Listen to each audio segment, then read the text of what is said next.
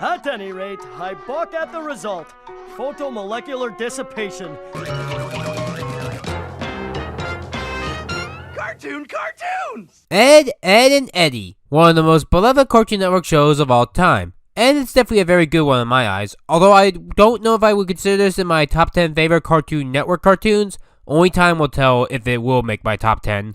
But this show, I definitely really enjoy. In fact, it's probably the best Cartoon Network show so far on this list I reviewed. We got a lot to talk about today, and maybe this won't be my only time ever talking about Ed, and Eddy. I don't know yet, but let's get started. More than likely, you were probably banned from watching this show as a kid, more than any other Cartoon Network cartoon like The Courage the Cowardly Dog or Powerpuff Girls even. Heck, I was banned from watching this cartoon because I was apparently too young, yet my older brother was allowed to watch this cartoon. And he's only 2.5 years older than me. I'm not just bringing up my brother at random because in this show, Eddy has an older brother and there's a similarity to it, but we'll get to that later. Let's first talk about the Eds in Ed order, I guess, with Ed, the funniest of the Ed. Actually, not only that, but Ed is the funniest character in all of animation, and I'm talking all of animation. Just listen to his non sequiturs. I'm a woodpecker. Except with dirt. They're all random and stupid and don't make sense, but yet I love them. I think they're very funny. I love 99% of them. Some of my favorites from Ed are I'm a Woodpecker or Buttered Toast or anytime that Ed thinks he's a monster. It's hard to really talk about Ed without bringing up his jokes, but yet that's like every single line for him. Everything that he does just makes me happy. Like every time I see him on screen, I get some joy out of watching it. Ed, and Eddy is a great comedy show. It's definitely a show to watch when you're in a bad mood for when you want some cheer. For the most part. Next up of the Eds is Double D, and I have to talk about his design flaw right away. No, not the hat or sock on his head that we never get to see. Double D looks like a girl. When I was a kid, I thought he was a girl. In fact, I didn't realize that he was a boy until I became an adult. Yet, despite me being banned from watching this show as a kid, it didn't mean that I tried to watch the show when my older brother watched this cartoon. The sneaking that is. That is why whenever Double D spoke, it always confused me. When your character looks like a girl but sounds like a boy, it distracts the child in me. Then again, I thought DD sounded like a girl as a child as well. But regardless of the design, I love Double D, and he's probably what truly makes this show amazing. You see, if it was just Ed and Eddy without Double D, this show would be boring as fuck. There would be no ground to reality, no straight man. Not that Double D is a full straight man. He's not like, say, Squidward, but he does make the show have some established ground rule. If he wasn't there, it would just be the two other Eds doing idiotic schemes with nothing creative. And there is a shitty show that does exist with that kind of premise. It's called Squirrel Boy. Squirrel Boy is basically what happens when you try to make Ed and Eddy without Double D. But we'll talk about that show later on in the marathon since it is part of the marathon. I think people do like to consider me Double D from time to time, considering this piece of fan art exists, and it looks good, but I've always felt a mix of all three of the Eds for me. Speaking of the Eds, last up is Eddy, the guy who pulls all the schemes, the guy that more or less starts the plot of each episode. It's pretty simple, really. He wants to scam all the kids in the cul-de-sac, at least a quarter each time, so that he can buy Jawbreakers. Sometimes he even scams the other Eds, as we saw him do in the Hypnosis episode. In a way, this always sounds like you should hate someone like Eddy, but it works because Eddy never really succeeds. I mean, he does technically get a Jawbreaker and eats it in the first episode, but other than that, he never really gets any Jawbreakers. By the way, that's not what actual Jawbreakers look like. All I have to say is with Ed and Eddy, those Jawbreakers, I think you'd be breaking more than just your jaw if you ate those. Eddy's idea is always fun to watch in my eyes, whether it be putting cardboard boxes on a wagon and calling it a bus, the giant water slide in the first school episode, using people's trash as treasure, or even gambling with a squirrel when there was an epidemic in the cul-de-sac. Hey, find the nut. Where's the nut? Here's the nut. Round you go. Come on, pick. This one. This. Ooh, sorry, you lose. This show also breaks the fourth wall, like, a lot. I love this music. It is so shiny. We could just go to our house, Eddy. What? And ruin the plot? 5 cents? Or 25 days in the pokey? Huh? Wrong cartoon, Eddy. And it's just fun to watch. The episode 1 + 1 = Ed was pretty much the concept of the fourth wall for the whole episode. This is fun! I love how the characters make jokes about this. Quack! Hey, you're gonna hurt somebody! This ain't a cartoon! Sure, it ain't, Eddy. Who writes this guy's stuff? I believe that would be Danny Antonucci. Hopefully I pronounced that right. I bring him up because the creation of Ed, Edd and Eddy always astounded me. You see this show here? This is The Brothers Grunt. This show was made for MTV, and this was the first thing that he worked on. Look at this shit! That's disturbing. And do you know why Danny made Ed, Edd and Eddy? It's because he was dared to make a kids show. And because of this dare, he ended up making one of the greatest cartoons of all time. I say that was the greatest dare in existence. And apparently Brothers Grunt was created to replace Beavis and Butthead to make their channel more appealing to all audiences. And how are the results? But first, they must be cleansed. Yeah, this show was a major failure. And I honestly can't believe that the guy who created the Brothers Grunt would move on to create Ed, Edd and Eddy. Canadians are weird. Oh, that's another thing. I know that most Cartoon Network shows are American-based, but some official Cartoon Network shows are made in other countries. I don't know how exactly that fits into the marathon, but I'm going off the list because that's what this marathon is. Every official Cartoon Network cartoon. Ed, Edd and Eddy is from Canada, and looking through the voice actors and actresses for this show kind of tells me that. Let's go through the rest of the characters of this show to showcase what I mean. Like Kevin, the jock who constantly beats up the Eds. We'll have it cleaned up in a jiffy. I'll clean you! Dorks! Dork! Dork! Dork! That voice that you heard there is Kathleen Barr. Pardon me for not realizing that at first because this is how I'm used to her sounding. Starlight, you got us this far with just my illusions and Discord's annoying personality. Listen to your best friend.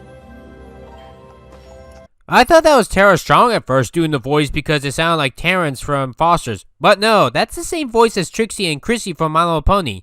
If you need a boy character to be voiced by a woman, you should get Kathleen Barr if you can't get Tara Strong, because Kathleen Barr is a great voice. Unfortunately, Kevin's voice might be the best thing about him. There really is not much else to say about him, or rather, like about him. His purpose is to screw over the Eds. Whenever the Eds make a scheme, he needs to ruin it. That kind of is his purpose. I guess it's cool that he has a motorcycle, but it gets kind of awkward when he prefers his motorcycle over Naz. We'll get to Naz in a minute, but if I can give credit, at least he's not as bad as Sarah. Sarah, I absolutely hate. And yes, it does relate a lot to the sibling thing. Everything that I hate about Sarah is technically the same thing with Kevin, but what makes Sarah worse is the voice. Disgusting freezer experiments, and after that, set up our picnic outside!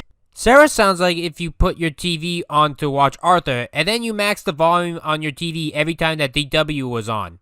That is all that I hear whenever Sarah yells at Ed. Ed is funny and idiotic enough to make this work, I suppose. I mean, at the very least, he does get paid, but not someone like Eddy who is technically smarter. And there are some episodes where Eddy does get the short end of the stick, like Sorry Wrong Ed. Although it was so fun the first time that they babysat Sarah, and just trapping Sarah in the laundry basket was one of the funniest things ever. Yeah, the whole cul-de-sac ignoring the Eds is a mixed bag in all honesty. Ralph I like, but it's usually when he's a side character, not when he's the main focus. Even in the episode where Ed works for him to peel potatoes, not Ralph. As for Ralph's background, I really don't know what to say. It's just there. I don't really know what to say, as well as his animal. Naz is hard to talk about because there really is not much to her character. She's kind of in the middle. I don't really like it when she's a plot device, but I do like it when she's nice to the Eds. Jimmy is annoying. Whenever he's with Sarah, he's annoying, or just being annoying in general. His joke about his braids barely is mentioned in the show. He's more often shown as a wimp, unless he gets hypnotized or has a magic boomerang. Johnny I like because he's one of the few characters in Ed, Edd and Eddy that don't annoy me, and he's nice to the Eds, and nice in general, and even goes along with the Eds' schemes. The problem with Johnny, though, is that he's the most bland character of the whole show. Let's be honest here, you wouldn't remember Johnny if Plank wasn't with him. And well, you didn't hear this from me, but Plank is a psychopath and a sociopath. This show doesn't show the adults, by the way. They are mentioned throughout the show, but they are never shown. And Eddy even brings up his older brother throughout the show, but he doesn't show up till the series finale. But even then, I don't mind it because the show was never about the adults. It's about the kids. It's about summer. It's what makes this show work. This show is about having summer fun. Actual childhood, or rather the perfect fictional childhood. Ed, Edd and Eddy feels timeless. I think the show is supposed to take place in the 50s or 60s, or rather how the creator of this show remembered growing up in the 60s, despite the fact that this is a 90s cartoon lasting to the early 2000s. But I do love that. You can watch this show at any given time and it'll feel perfect. It really does feel timeless. Actually, about that, Ed, Edd and Eddy is the longest running Cartoon Network cartoon of all time. and it definitely deserves that title, as it ran for 5 seasons and had 1 season 6 episode. The show technically ran for 11 years. Sure, that's less than Nick's SpongeBob or even Rugrats, but still. Cartoon Network shows don't usually last as long as Nick's shows, and because that's a good thing, because if they lasted for too long, the show will usually go into a seasonal run. I hope the Loud House doesn't have this problem in the future, because if it goes on forever, then it will have the same problem. I said early 2000s for Ed, Edd n Eddy because that's when CN aired most of their episodes, even though 2009 was the technical end year of the show. Speaking of ending of shows, I want to talk about when Ed, Edd n Eddy went to school in season 5. Because before this Cartoon Network 64 marathon, I have never actually seen a single episode of the Eds going to school. People have always told me that this is where the show jumped the shark and went downhill. Has it? Remember, I'm watching every single episode of every single show for this marathon. And I don't think for Ed's case that the show went downhill. This is my first time watching the school thing, but I don't think it went downhill. I can't call it seasonal rot per se like with the Powerpuff Girls. There are definitely bad episodes in the school era, let's call it. Like the Halloween special, where Ed sees too many movies and beats up everyone in the cul-de-sac for no reason. They are completely innocent in this episode, by the way. And Double D and Eddy get punished for his crimes despite the two doing nothing wrong. As a whole, I don't think the show dipped in quality. There are only 2 major problems I had with this show as a whole, which is a lot less than most shows. The first is the titles. I'm gonna be as blunt as possible. Ed, Edd n Eddy has the worst titles in any cartoon ever. This includes DC Superhero Girls 2019, which had a hashtag for each of their episodes. That's because the titles of an episode are supposed to tell you what you are in for, or at the very least, help distinguish a different episode from one another. Every episode of Ed, Edd n Eddy has Ed in it. What's the Christmas episode in the winter? Fa La La Ed, right? Oh no, wait, it's actually Jingle Jangle Ed.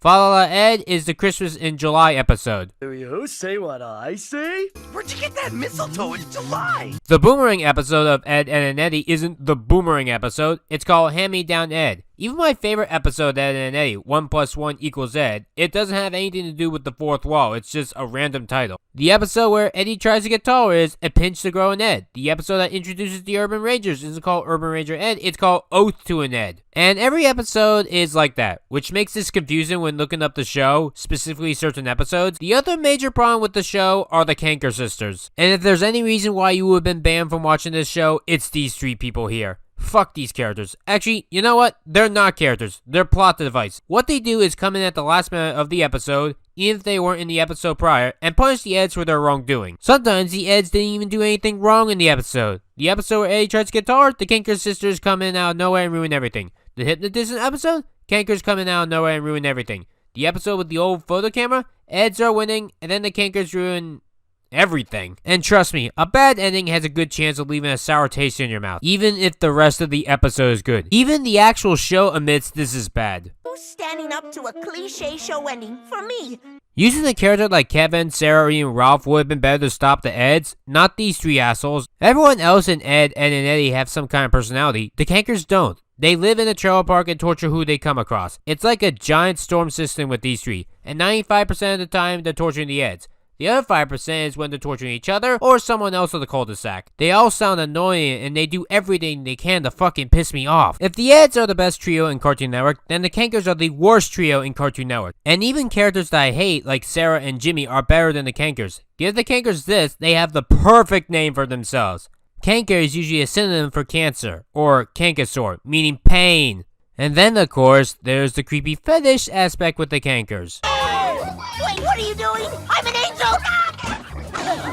I'm too young! I have no idea why anyone thought that this was a good idea. First of all, it's not funny. Even if the Eds did something bad, Kevin or Ralph or even Sarah would have been better characters to use to punish the Eds. And secondly, it feels illegal. If the Kankers are minors, then this is bad because there's a lot of fan art of them doing sexuality, and why would anyone want to see that? And all I did was search their name on Google, and those were the first results. And if the Kankers are adults, then I'm calling this statutory rape. Even Eddy admitted in the show to these girls that he's a minor. Ed, your story's getting weird. I'm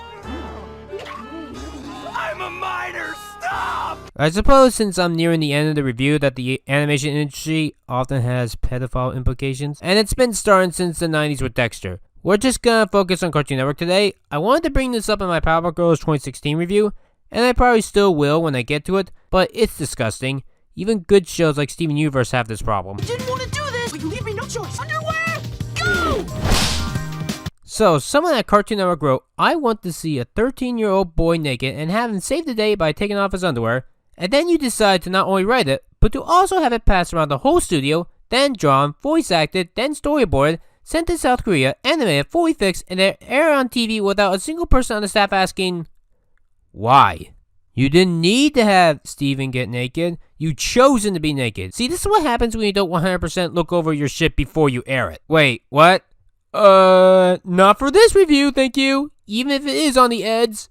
Cartoon Network, by the way, right now in May of 2020, still has this problem. And I can blame shows like Ed, and Eddy, and Dexter starting this. Seriously, Cartoon Network, it's been about 30 years with this problem, and you're still doing this shit. You need to take a seat. And people say that those implications didn't exist back then. No, they did. We just didn't notice them. Anywho, fuck the cankers and their shitty ending. Other than that though, I really do love the show. I wouldn't say it's my favorite Canadian cartoon of the 2000s, that belongs to Ruby Gloom, but Ed, and Eddy is my favorite Canadian cartoon of the 1990s. It's almost as good as Friendship is Magic in my eyes.